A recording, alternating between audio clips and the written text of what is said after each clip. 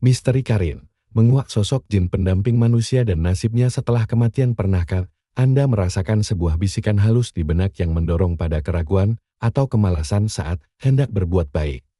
Atau sebuah dorongan tiba-tiba untuk mengucapkan kata-kata amarah di tengah perdebatan?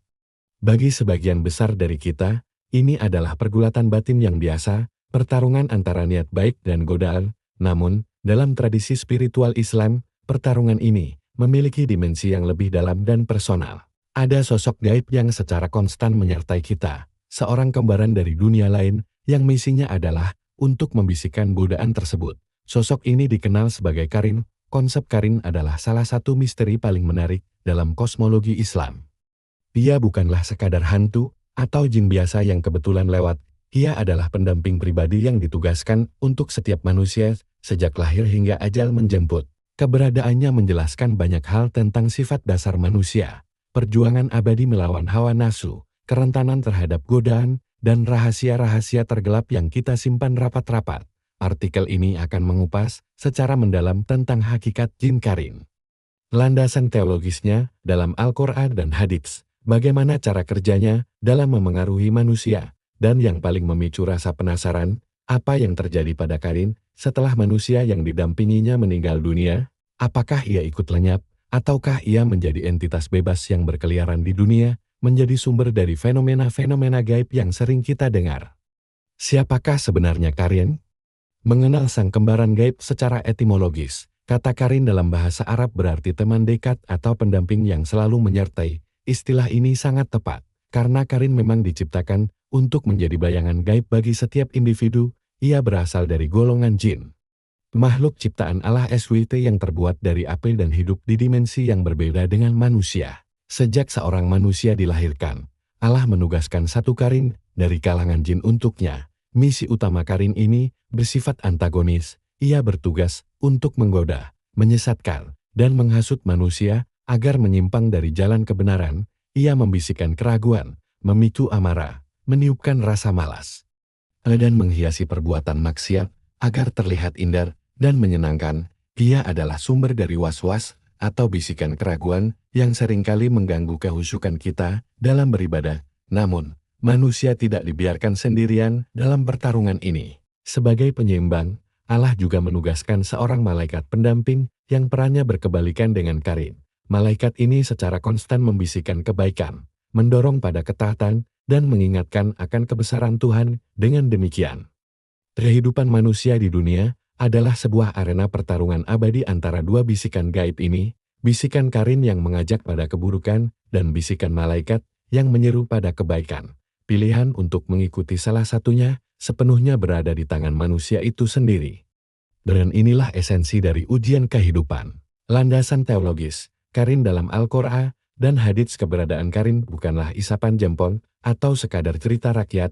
Konsep ini memiliki landasan yang kuat dalam sumber-sumber utama ajaran Islam. Beberapa ayat Al-Quran dan Hadits secara eksplisit menyebutkan tentang adanya pendamping gaib ini. Dalam surah Az-Zukhruf 43:36, Allah SWT berfirman, "Barang siapa yang berpaling dari pengajaran Tuhan yang Maha Pemurah Al-Quran, kami adakan baginya setan yang menyesatkan, maka setan itulah yang menjadi teman yang selalu menyertainya." Karin. Ayat ini dengan jelas menyatakan bahwa keberpalingan dari petunjuk Allah akan membuka pintu bagi setan untuk menjadi Karin atau pendamping yang tidak pernah lepas. Lebih detail lagi, surah Kahf 50:27-28 menggambarkan dialog di hari pengadilan, di mana Karin memberikan kesaksiannya. Yang menyertai dia Karinnya berkata, "Ya Tuhan kami, aku tidak menyesatkannya, tetapi dialah yang berada dalam kesesatan yang jauh." Allah berfirman, "Janganlah kamu bertengkar di hadapanku. Padahal sesungguhnya aku dahulu telah memberikan ancaman kepadamu." Ayat ini menunjukkan betapa lekatnya hubungan antara manusia dan Karinnya, hingga mereka akan dipertemukan kembali di akhirat untuk mempertanggungjawabkan perbuatannya. Keberadaan Karin juga ditegaskan dalam sebuah hadits sahih yang diriwayatkan oleh Imam Muslim. Abdullah bin Mas'ud meriwayatkan bahwa Rasulullah SAW bersabda, "Tidak ada seorang pun dari kalian, melainkan ia telah didampingi oleh Karin dari kalangan jin dan Karin dari kalangan malaikat." Para sahabat bertanya, "Termasuk engkau juga, wahai Rasulullah?" Beliau menjawab, "Termasuk aku juga." Hanya saja Allah telah menolongku untuk menghadapinya, sehingga Karinku masuk Islam atau tunduk. Maka ia tidak pernah menyuruhku kecuali kepada kebaikan. Hadits ini adalah kunci. Ia tidak hanya mengonfirmasi bahwa setiap manusia, tanpa terkecuali, memiliki Karin, tetapi juga memberikan sebuah wawasan penting. Pengaruh Karin bisa ditundukkan. Meskipun kasus Rasulullah SAW adalah sebuah mukjizat khusus, di mana Karinnya benar-benar memeluk Islam, hadits ini memberi harapan bahwa dengan iman dan pertolongan Allah, setiap muslim dapat melemahkan dan mengendalikan bisikan jahat dari pendamping gaibnya. Misteri terbesar, apa yang terjadi pada Karin setelah kematian?